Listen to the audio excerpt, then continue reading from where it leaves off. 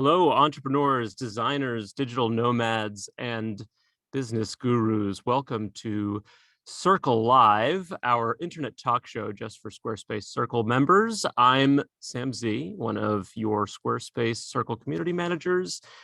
And I'm joined here, of course, with my co-host and bodyguard, Sarah Graysdorf. Hi, I'm another community manager on the Squarespace Circle team. And of course, we're joined in the chat by McKenna Parzik, our Circle Forum MVP. Last month, Sam, I think we talked about finding new clients. And this month, we're talking about time management. So, Sarah, you're not actually my bodyguard, but I do feel much safer knowing that you are a black belt in Taekwondo. That is 100% real, isn't that true? It is true. Sure am. We have a little bit of proof here. Sharing this is a trophy that you won from what must have been years of studying. Yeah, years of studying. You actually get this when you become a black belt in Taekwondo. So watch out digitally, everyone. Just kidding. I mean, that's it's amazing. Like, and like Sarah said, we're going to be spending today talking about this concept of time is money, and we're going to look at it from some various different angles. So keep that in mind as we're talking. You know how long it takes to study something.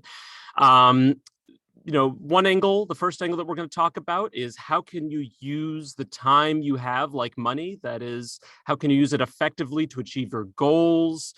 And from that topic, we will be chatting with a time management expert, Jake Kahana, co-founder of Caveday, a company that aims to change their members' relationship to work.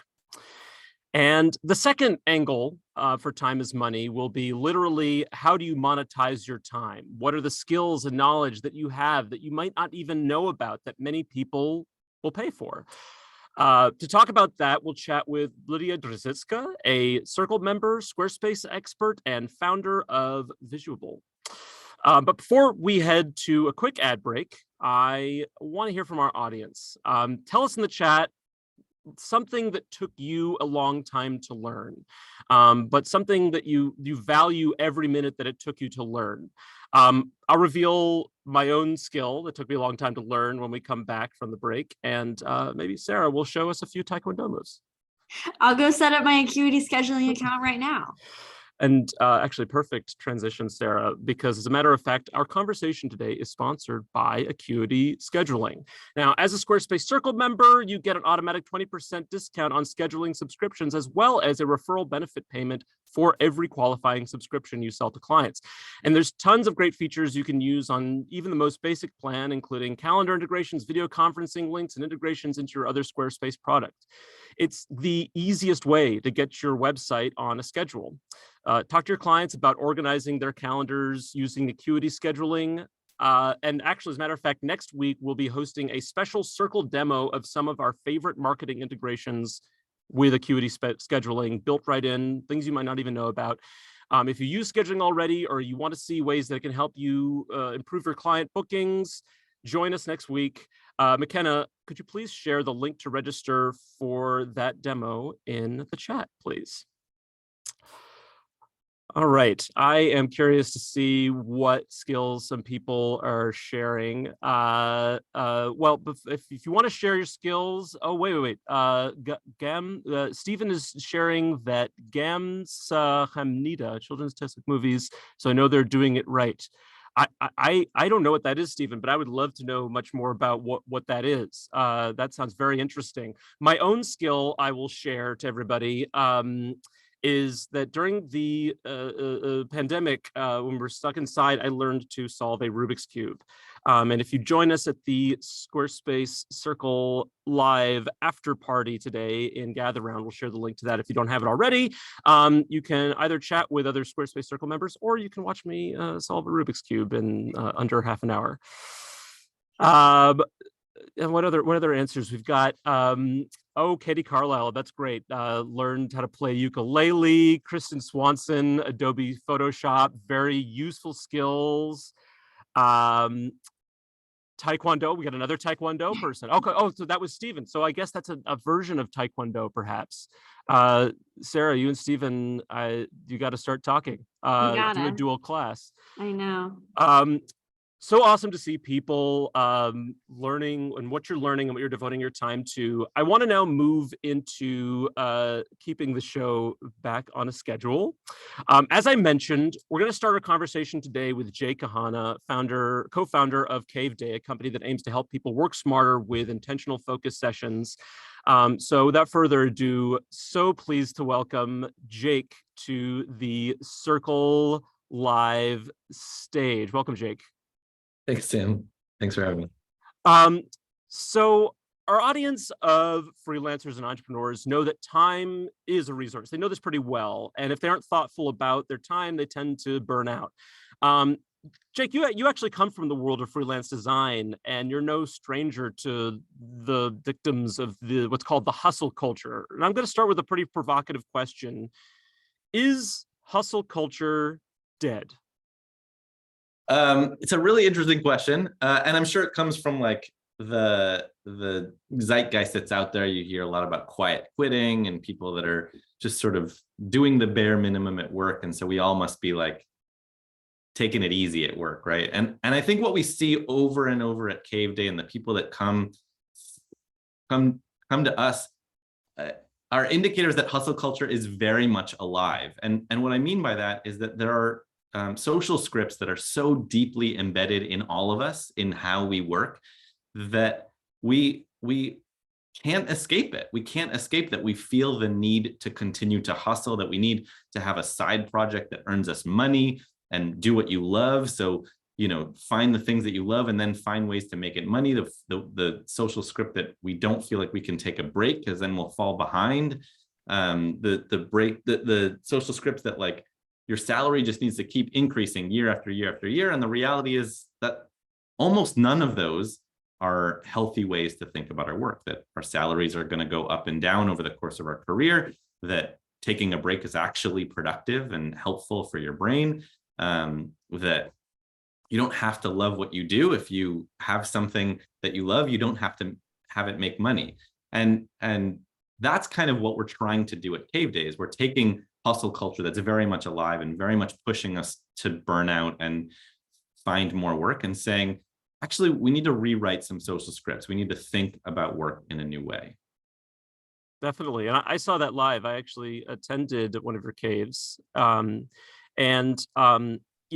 quiet as it was actually very productive for me. It was the kind of thing where I think just living in a world, the social script is written to make you believe that the more you're talking, the more noise there is, the more you're working.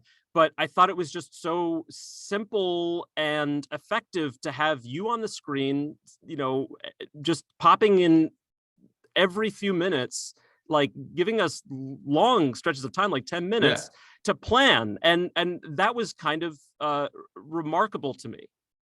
I think it's probably helpful for people that have never heard of Caveday to explain for a minute what it is. And so essentially, we're a membership community where we help people get focused work done, improving the relationship to work through an ecosystem of products. So everything from a weekly planning session that, like I think that's one of the things, Sam, that you're mentioning, that, in 30 minutes, you can sort of get ahead of the week. You can think a little bit more intentionally. We lead over 100 hours of caves, which are facilitated focus sessions. And we think about this a lot like a yoga studio for your work, right? Like you could do yoga by yourself in your house and have a fine workout. But when you're with a facilitator, when you're with an expert, when you're around a group of people, there's just a different energy that helps you like not quit early, that helps you like, oh, right, I'm supposed to like sit up straight. Oh, I'm supposed to take a break every hour. That's work, not yoga. But that's what we're trying to do. And we're trying to do everything very intentionally. We take a lot of research and everything from, pop psychology to neuroscience to, like the latest on work trends, and say, look, your brain needs to take a break every 52 minutes. How do we take a break so that we get more energy? How do we integrate social connection so that it's not just like working in a virtual library. So it's not just watching a YouTube video that's like study with me, which a lot of people do, but like, let's energize our work. Let's feel like we're having fun while we're doing our work. And a lot of that helps motivate us so that we're not just like a productivity company, but we're thinking about like well-being. We're thinking about improving that relationship to work by like integrating magic, like a little magic into getting our work done. I love that concept of magic because when something works, I think anybody who's in a small business capacity, when something works, it does sometimes feel like it's magic or it's so simple. The solution was so simple. I want to turn, yeah. Sorry, just real fast. When you're asking like what has taken a long time to learn, what I find is that it's really magical to have worked on something for a long time, to have built up the skills, and then to sort of hide the work. Like that feels magical to say like, I'm gonna, I had mentioned in the chat, like I've been playing piano for 32 years. And it's like, I can sit down at the piano and say, hey, do you know Let It Be by the Beatles? And I'm just gonna like do it. And that feels magical, but there's a lot of work behind it. And I think we think about that a lot with Caveday, which is like, we're putting a lot of time and attention and then sort of hiding all of the research and all of the like logistics to say, I don't know how that worked. I just got more done. I was more focused. I'm more energized. I feel more socially connected. And so there's a lot of that magic. So speaking of magic and the work that goes behind things, you have so many people in this community. I'm sure a lot of freelancers, a lot of small business owners. Every business is different. Every business has unique challenges. But when it comes to the challenges that you see in the businesses that you work with, Caveday, what are some commonalities with their time management that you are seeing? What are some problems and maybe some even solutions that you might be able to provide for us? Sure. I think the biggest one that we see over and over is that people pride themselves on being a good multitasker, which is sort of ironic because multitasking is actually not a thing. New science, probably like 15 years ago, was like, there's no such thing as multitasking. It's actually called continuous partial attention, which is like, oh, I'm giving my partial attention to my to-do list and partial attention to the Slack conversation I have open. And I'm not really focusing on one thing at a time. I'm just sort of going from one thing to another and never fully paying attention. And so individuals and then that ladders up to teams, because I mentioned this membership community, but we also do work with corporate teams, and we see this all the time. People think they're multitasking, and actually they're just splitting their attention, which ends up leading to what we call shallow work, which is basically that feeling that like it's oh my god, it's 5 o'clock. I've been busy all day, but I didn't get any real work done. Now I have to like catch up at night. I have to catch up on the weekends because like being busy is not the same as getting your work done. So I think that's number one. And number two is what I would call like building in inefficiency to your work. I think so much of our work, especially in teams, is so focused on getting our work done, getting through the agenda, like let's work. And I think what I'm seeing, even within our team at Caveday, between me and my co-founders, between me and my team, our facilitators, is like when you have meetings that like, hey, let's talk about our weekend. Let's make a joke here. Let's like not just say, oh, I understood, copy, but like, let me add a funny little animation, or let's, I don't know, like those kinds of inefficiencies that are not all about work it seems counterintuitive, right? These social scripts that tell us we have to like get to work and keep hustling and all that stuff. But inefficiency is actually how we build relationships, how we feel good about the people at work. I totally get that. So the building in of inefficiency, we're talking about something that you can talk candidly to, with your team. Will you talk about on a calendar, we're going to set up this much time for an inefficiency? Will that literally be part of your process? So for us, it is, like putting in a meeting for just like hangout time. I know that other teams do it differently, where they have sort of a weekly check-in with their team that ends up just being like, let's see what's going on in each other's lives, or the first 15 minutes of a Monday morning stand-up is that. Every team does it differently, and when we work with teams, it's often just like, let's talk about what feels right, because it's going to feel uncomfortable anyway when we start to say like, hey, let's start building this into every meeting. Let's check in. Let's not have a hard out, or let's end the meeting 10 minutes early and talk. I think that like that's uncomfortable for people as it is. So talking to them about like where is their opportunity to sort of use our time to build relationships, which often feels counter to like getting our work done. But when you think big picture, like when I feel good about my relationships, when I feel like I trust the people I'm with, when I feel like they see me, my work gets better. I'm more comfortable sharing ideas. We're bouncing stuff around, and that feels better. And so like, I think there's a lot of ways to do it. Another example that I love is like, for someone's birthday on the team, like let's just have a 1-hour meeting, and like let's have a birthday party, and like that feels silly, but like if we were in an office, or if in any other situation, like that's really nice to support someone, to like have some fun and take a moment away from our work to like be a little friendlier. I'm not saying we have to be best friends, but there's something nice about that inefficiency that just makes our work go better. Trust me, I spent way too much time learning how to solve a Rubik's Cube and this has made me $0. I'm a huge fan of inefficiency. I think that, and it's weird, to go back to the magical thing where I think that when I started out, learning the Rubik's Cube, it was the kind of thing where like, I was like, oh, this is going to be something for me to do with my hands. But over time, I started to see ways, and like, I started to see different patterns and connections. And I'm not saying that was the only thing, and these help me at work. Like, I think that there's ways that, like, if you offer yourself a break and you offer your team a break, that you actually create some space for people to make those connections that make certain aspects of work easier and faster and more efficient. Yeah, it's very counterintuitive. But it absolutely works, and it allows for sort of those off the cuff things. It allows for those connections that your brain can make without feeling like, oh, I might waste a couple minutes if I try this.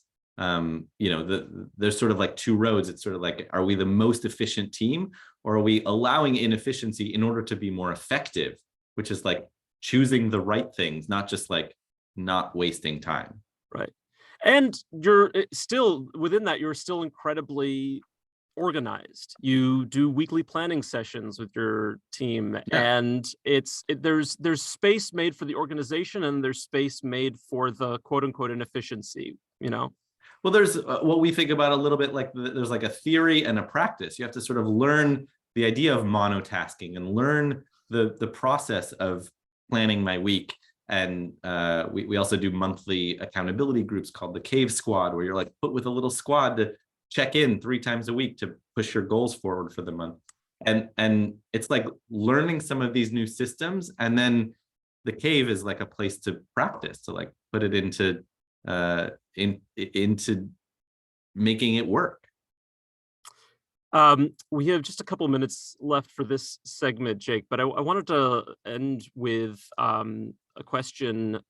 I know you said that you didn't want this to be an advertisement for Caveday. You wanted to actually help people. So trying to respect that. I will say that McKenna has shared in the chat that you've very kindly offered our community a specific discount for trying out Caveday. So if any of you want to try that, you certainly can visit in the chat. I think it's a great thing to try out. I had an amazing time myself.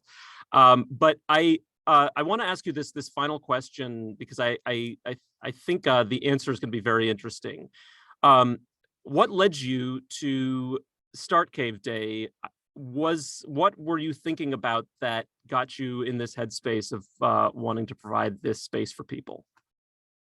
I think it boils down to like a singular insight. When I started like really putting it together and looking back and the conversations I had with my co-founders, this is like 6.5 years ago.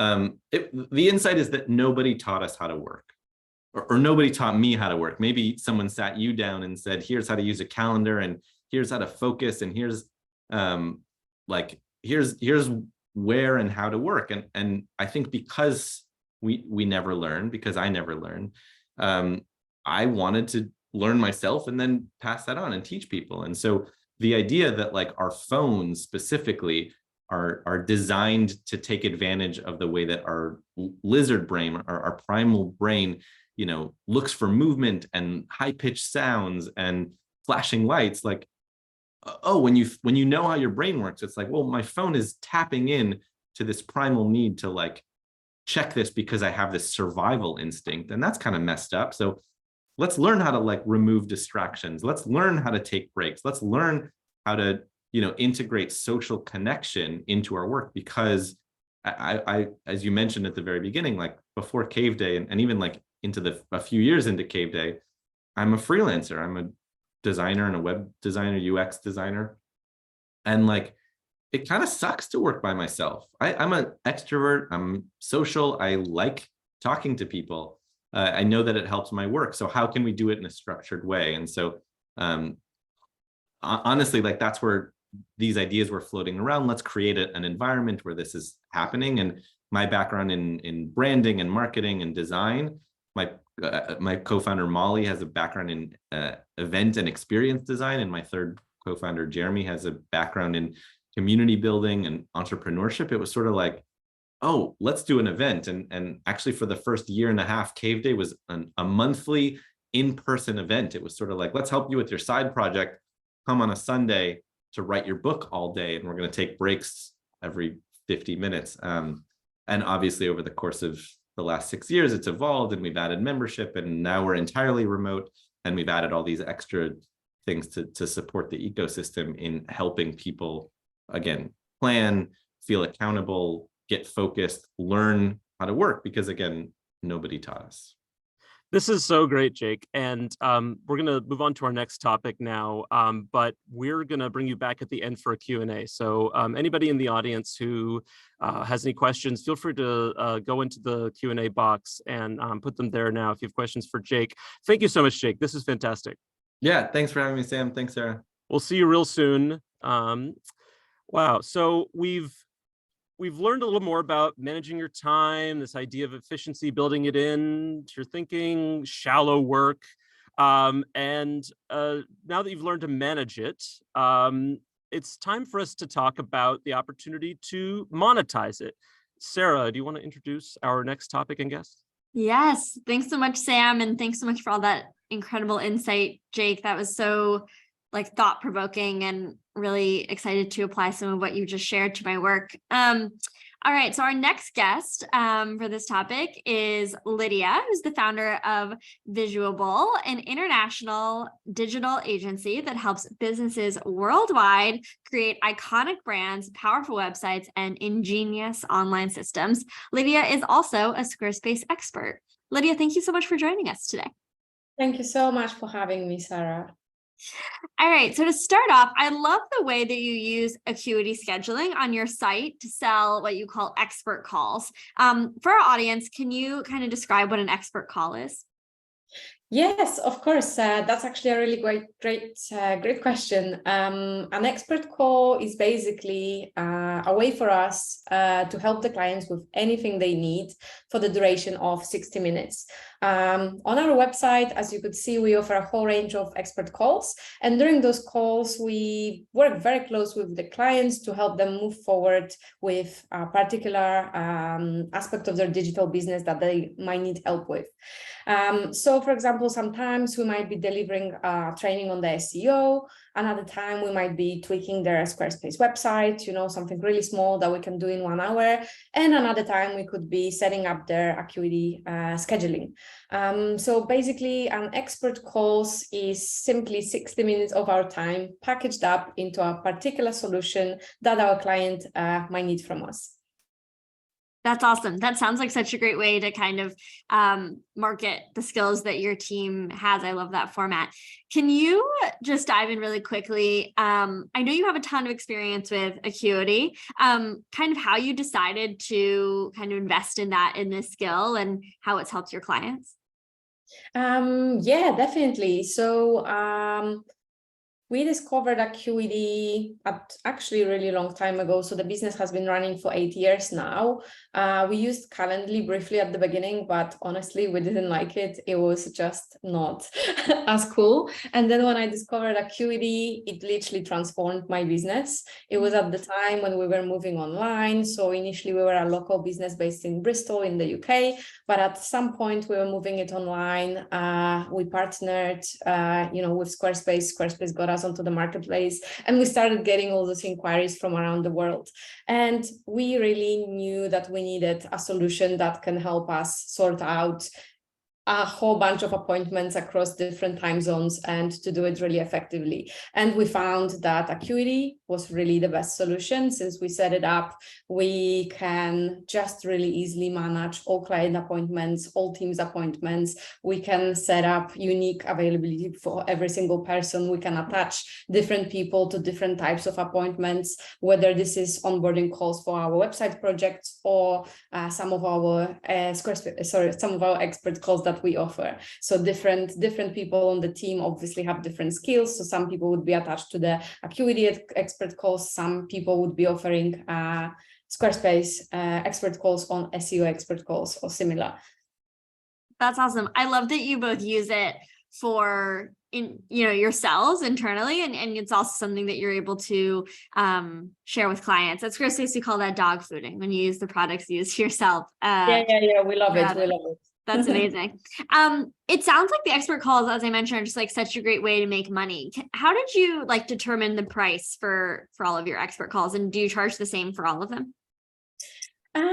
That is a really great question. So no, actually we have different expert calls at different pricing.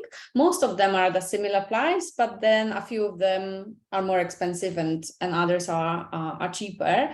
And I would say this is really determined by availability of people and skills on the team. So for example, our Squarespace expert call, we can deliver that through 5 of our designers. So this call is a little bit cheaper. Also, it's our most popular call. A lot of people just want small tweaks to their Squarespace website. It might be, when we finish their project, they come back to us maybe 3 months later, and they want a little add-on. So they would simply buy a Squarespace expert call and we would help them through it. Then we have specialized calls like Acuity expert call or SEO expert call. We have copywriting expert call. And because those, we don't have that many people on the team skilled in those. For Acuity, we have 3 people. For the copywriting, this is actually outsourced. So we are insourcing that service from freelancers. So this actually costs us a little bit more. So I would then look at the cost of to the company of the actual delivery of the product and what kind of profit margin I want to make, and I would establish the price based on that. Awesome. That totally makes sense. And I also love how you use this as a way to re-engage with past clients, whether it's them reaching out to you, or it sounds like, this is something that you can offer to folks if they want to add on instead of needing to, write up a whole nother contract. I love that format. You have an international team, and I bet managing them requires a lot of time management all on its own. Can you share some lessons that you've learned over the years about managing your time with such a big team? Yeah, definitely. So, managing an international team is definitely a great daily challenge. And, after 8 years of running my agency, I think that there is, still so much more to learn. I think I'll start by explaining to our audience a little bit that Visuable is a remote agency. We are based in Europe, and we have employees from Finland, Italy, Poland, Portugal, Greece, and Turkey. So we pretty much cover the whole of European continent between us. And our team members they float freely between countries of their residency and countries of their origin, depending on the time of the year. So, if you're an Italian or a Greek living in the UK, you will definitely want to spend your summer in the Mediterranean, right? So when it comes to managing people's time across different countries and across, different time zones, really Acuity comes, like super handy. I would say this is not the only system. So we have like the whole suite of different softwares that I invested in really early on to really organize our work. So things that we use in terms of software, we, for example, use Dubsado to store all the client intake forms. We use ClickUp as a dashboard for absolutely everything. So, we would work with 100 website builds at a time. So this is a lot of projects. So we really have to stay on top of those. Slack for communications. We use Zoom for any face-to-face meetings. And of course, we use Acuity for all the client appointments across the different time zones and across 9 different team members. And really one thing that really glues it together actually is Google Calendar. So Google Calendar is also, like a dashboard that really shows what people are doing. Each of us have a different color. So my color is green, so all my appointments would show up in green. So then when you overlay those different users on the Google Calendar, that really is what, helps us to manage everyone. But I think, another thing that I want to mention, and Jake already has been talking about this as well, really, in order to manage a team across different countries, you really actually have to build that personal connection. And I don't really mean just, the daily stand-ups or chatting on Slack, but really feeling connected as humans on a really much deeper personal level. When working at an office, just like on Squarespace, you can bond with your colleagues over lunch or over drinks. It's really kind of easy to build that connection. But for the virtual company based across, several countries, some of our team members haven't yet met. And, just doing online drinks is not really cutting it. So what I've really done this year, I have allocated a travel budget to anyone on the team so that they can travel anywhere they like to meet with their coworkers and spend their, time together working actually in person. And that really what helps build that personal bond between people. And then when we come back, when we then, work remotely again, that is really something that really helps us to communicate better. And people really kind of start to self-managing that way. That is such a great insight and way to kind of tie it back to what Jake was saying. And I think it's so interesting, right? Sam and I were both community managers, so we understand kind of what you're saying. And, the title of this conversation was Time is Money. And I think that it is, right? But I think like you have to have that layer of connection on top of all the work that you're doing. To tie it back again, just to what Jake was saying, how have you kind of approached this sense of like deep work when you have such a distributed team? It seems like you're probably needing to be on virtual calls all the time. How do you kind of think about, planning out your week and then really like diving into the work that you need to get done? That's a really good question. So I actually have, quite a few rules that I follow for myself in order for me to actually, and for my team. So I'm responsible for a team of 9. So in order for all of us to have a productive week, first of all, I plan monthly. So I actually plan a month at a time so that I really know what I want to achieve. So I would set, few goals for revenue, few goals maybe for improving products, some for improving our marketing, and some for improving our processes. And then I would then tie them into the weeks, and then I would write down daily schedules. In terms of managing our teams, we have leads. So we have a lead in our design team, and then we have a lead in our accounts team. And those leads, they would manage the schedule of all the designers, or for example, all the account managers that we have. So in a daily stand-up, they would assign projects, and then they would ensure that those projects get done, and people have, the skills and the means and the knowledge to do that. Going back to my time management as well, I think one thing that I also do is doing the most stressful task that I have first, so that I can get it off my list and actually be much more productive later. I batch similar tasks, so I would do all my sales calls on 3 days of the week all at one go, and then I have different days for client appointments so that I, kind of enter different mindset on different days. I also have one no meetings day, so that's Friday, and I use that for business development. So my team knows not to bother me with any kind of, customer related topics on that day. I schedule some creative time every week so that, I can also get something nice done. And, actually, I think that ties down to some of that mental health that Jake was talking about. I also have my daily activity slot. So every morning I either go to the gym or I go to a beach walk, and that's like non-negotiable. And finally, simply just taking time off to recharge so that you don't burn out. Because as business owners, we often wear many hats, and it's not always possible for us to take time off. And if we don't take regular time off, we would just simply run ourselves to the ground, and then we would just have to be recovering from the burnout. So, one little tip for the end of this talk is that guys, take time off, little but often. Such great advice, such sagely wisdom, and a lot of connections to what Jake was talking about before. Thank you so much, Lidia, for joining us.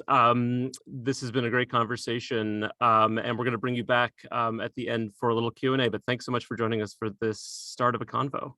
Thank you so much. All right, so we've talked about this idea of managing your time, talked about monetizing your time. In a moment, we're going to bring back Jake and Lidia for a little Q&A. So if you have any questions to add, please go ahead and place them in the Q&A box in your Zoom screen now. McKenna will also be looking in the chat to see if there's any questions that have popped up in the regular chat. While you're all typing out your questions, though, we're going to visit one more informational ad break featuring your favorite Taekwondo black belt.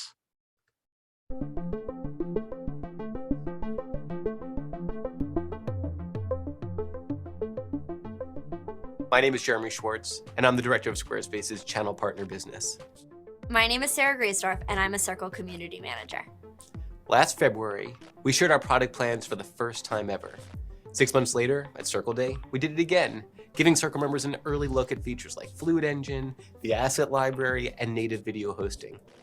You liked what you saw, and so we're back to share what we have coming to the platform this spring and summer. As always, you'll be hearing directly from the teams building the products you and your clients use every day as they cover what to expect from the platform over the next several months.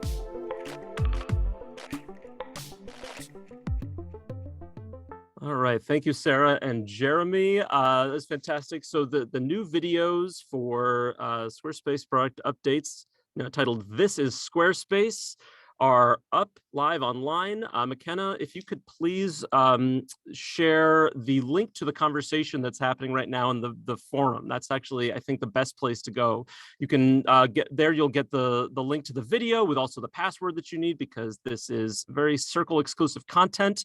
And then also, because it's in the forum, you can continue the conversation there. So really great opportunity for you to meet your fellow Squarespace Circle members in the forum. Before we get into Q&A, it's time for our long distance recommendations. This is just things that Sarah and I have been taking away from this conversation. If you have any other takeaways, though, you viewers, you audience, please feel free to share them in the chat or start generating some questions for the Q&A before we bring Jake and Lidia back. Sarah, what did you take away from this conversation? I feel so validated by what Jake and then Lidia was echoing just about that personal connection. I'm always someone who, like, on a Monday, a long weekend on a Tuesday, as we had this week in the United States, to start meetings so that, how was your weekend? How are things going? How are you? And I think sometimes there's that itch, right, to like start the meeting. And I just feel very like affirmed in knowing that I'm actually, that's like a valuable thing to do. And I think it's definitely something I want to keep doing, especially connecting with my colleagues that aren't based in New York City. Well, that is always our hope with any of these conversations, is to make you feel much better about the work that you're doing, Sarah. That's actually the whole reason we did this. Thank you. What about you, And Sam? maybe you'll share some of those good feelings with the rest of us as well. The thing that I took away from this is this idea of shallow work, Jake's idea of shallow work, where it's like this I know I've caught myself sometimes just like testing stuff and doing something that I'm not actually thinking about. I'm not actually doing it. And that's where mistakes happen. And that's where the problems arise. So I think that I'm going to be starting to think a lot more about that. Shallow work, keeping my work more deeper. But let's actually get a little bit deeper right now and bring back our guests, Jake and Lidia. I'm going to pin you both to the front of this so people can see you again. Sarah, could you give us a sense of what are some of the questions that we're seeing in the chat? Yes, absolutely. Excited to dive in, and please keep sending your Q&A questions so that we can make sure to answer them. All right, so first question is from Steven, and Jake would love to direct this one to you. Steven says, often I feel as though I'm a record player, all the components are working, but the needle doesn't seem to touch the record. We all have some tough days. On an overwhelming day, what is the best way to become engaged positively and productively? Yeah, that's a great question, Stephen. Well, the way that we think about this is there's sort of a split path. And top line, the split is to change it or to mitigate it. And I'll go through each one quickly. So maybe there's something you can do to change the way that you feel. Sometimes what we like to think about is how can we do like an energy reset rather than think, okay, look, I have two small kids. I have a 4-year-old and a 1.5-year-old, and the times that like they're up in the middle of the night, or they threw off my morning routine, or whatever's happening, it like throws off my day. And the trick is to like not let that throw off your whole day. So how can I create some kind of change, whether that's like I'm gonna go for a walk, I'm gonna like cancel my morning meeting, I'm gonna actually go exercise, I'm gonna do something that's going to energize me, whatever that is for you. And I think the more that we are aware of this, the quicker that we can make the change, right? I know that for me, like, music, social connection, and exercise are huge for like that energy reset. Mm-hmm. And if we can change something, great. Like, let's change it and then like start the day. You can think about your day in quarters. Like you've got your morning, you've got your middle of the day, you've got afternoon, and you've got evening. And if you have a bad quarter, you don't need to let that offset the rest of the day. You can have a bad morning and still, think about it like, oh, I just had a bad morning. I can still have 3/4 of the day that was good. If you can't change something, then I think the best thing to do is to mitigate it, is to like get ahead of it and sort of like prevent it from getting worse. And what that is sort of like to over communicate to your team. Cancel meetings that you have to, postpone any deadlines, let people know when you go to meetings, like, look, I'm having a really off day. I'm not sure what's going on, but if we have to make a big decision today, I might need some extra time, or whatever you can do to communicate that you're a human. Like, look, there's still a pandemic going on. There's still stress about money and work and inflation and people getting laid off. Everyone's going through stuff that makes us like a little less productive, a little less focused than we like. And the more that you can communicate that and share it will help sort of mitigate the making it worse and sort of smoothing things out. That was so good. Jake, I feel like you should write a book. You have a lot of good one-liners. All right, question for you, Lidia, from Chad. Can you share how you determine expert call pricing and whether or not you use consulting agreements for the expert calls? Okay, we don't use any consulting agreements. That's perhaps something I might have to think about. But no, we don't use those. In terms of the pricing, I take into account, as I said before, a few different aspects, one of them being time, so how much time actually it will take us, then uniqueness of the skills that are needed for the call, but also really, what type of marketplace we're operating in. So who is actually buying those expert calls. So we believe that we're kind of priced at the mid-market level. That's kind of where we operate. But also, like we would tweak those prices sometimes based, for example, on the macro environment. So currently, the way the economy is going, people are not that willing to spend a lot of money. So, sometimes in those tougher times, we would look at dropping the prices a little bit. But then when the times get better, we would increase them. So really, it's a strategy that's always changing. I would say that I have a meeting with my accounts manager every month to have a look at how we're doing with the leads, with the sales, and with everything. And we would tweak the pricing strategy based on what's going on in the world, really. That's great. I love that thoughtfulness. That was really insightful. Another question for you, Jake. Are there, this is from Michelle, are there techniques for managing multiple projects in a day regarding deep work? My workflow currently means bouncing back and forth between projects all day, email, Slack, tasks, etc. How do you deepen the work when it flows more like a river than in blocks of time? That's a really challenging question. What we usually tell people is like to think, look, I'm going to go back to this idea that nobody ever taught us how to work. And so related to that is that nobody taught us how to make a to-do list. And so what ends up happening is often we're like, I just have to write a list of all the tasks that I have to do today. And then I just like, I jump around. I'm sort of like this and this and this. And one thing that I love that Lidia said is the idea of time boxing and batching similar tasks together. I think where a lot of us get into that shallow work is saying, oh, I've got 5 minutes. Let me check my email. Oh, like there's 10 minutes before this meeting. I'm getting anxiety when I can hear you just saying that. Yeah, like we get used to this idea of jumping around because we have so much to do. And I think a more calm and intentional way of making a to-do list is you can make your to-do list, like all your tasks that you need to do. But what I would recommend then is to say, what's the most important thing that I need to get done today?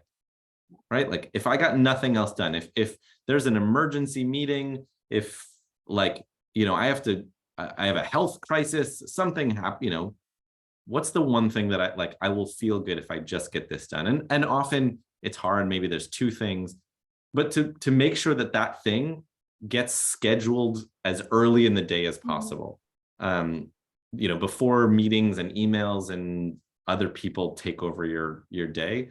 I think that's where I would start, is like taking your to-do list and then prioritizing it and say like, not only what's the most important, but like we often get confused in our to-do list of like a project and a task, right? When I write down like presentation in my to-do list, like I can't get a whole presentation done in a day. What I actually mean is like, I need to outline the script, or I need to revise, the jokes in this part, or I need to make slides or find new images. Let's break it down into a task. And maybe what feels overwhelming is that you're confusing a project with a task. And so the closer that you can break it down and say, oh, that actually is only going to take a half hour, instead of like, oh, I'm never going to get that done, I'm just going to try to chip away at it. But when you can actually break it down, maybe it's a little more approachable, a little easier to knock out. And like Lidia said, like time box it, like put it in your schedule as best as you can. If I could just add to this one real quick. So, when it comes to emails and Slack, those are super distractive. My Slack just never stops. It just keeps going all day long. And sometimes I just turn it off. If you have your team messaging you on Slack, we have probably about 20 different channels. You just can't get anything done because there will always be something in some channel. So I just simply turn it off when I really need to focus on deep work. For example, yesterday I was preparing some thoughts for this presentation, and I just told my team, look guys, I won't be available for 2 hours. I really need to focus on this. And I just turned it off. Nothing is going to happen if you are not there for 2 hours. Your team will still survive. The clients will still be there, just turn the thing off. So that's what I would do. And actually one more thing that we started doing recently with the team, we have some people kind of switching their role across kind of two different departments. For example, marketing and sales, we kind of look at it at two different things. And when it comes to marketing, it's the marketing for Visuable, and it never gets done because, you know, the client work always takes, you know, the privileged position. So we now have separated specific time slots in mine and the marketing coordinators diary that are non-negotiable. Those are the kind of half days that we have for the marketing day, and this is our creative time, and the account team knows that that's when they're covering, you know, all the inquiries and emails from clients, because that's when we are focusing on actually creating something really good for our company.